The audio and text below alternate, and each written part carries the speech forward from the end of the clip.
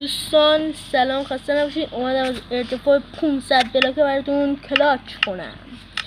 اگه نتونستم هر مجازاتی که شماره های کامنت رو بگین و انجام میدم. بریم بالا که انجامش بدیم. چالش برانگیز.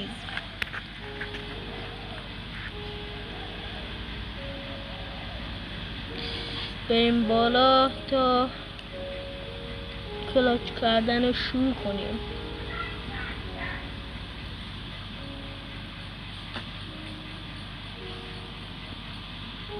چون آقا من ویدیو قطع میکنم دوباره میگیرم. خب دوستان اومدم بالا و اینجا و این آدم هندوانه من تازه درستش کردم امروز. بعد با این آدم میتونیم براتون ویدیو بگیریم. با آدم اسکول که خودم درست کنم. ببخشید دیگه.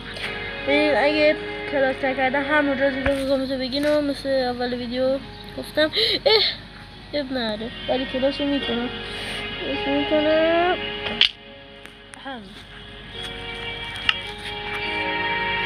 خب یا میخوایم مجازات خودم بذارم.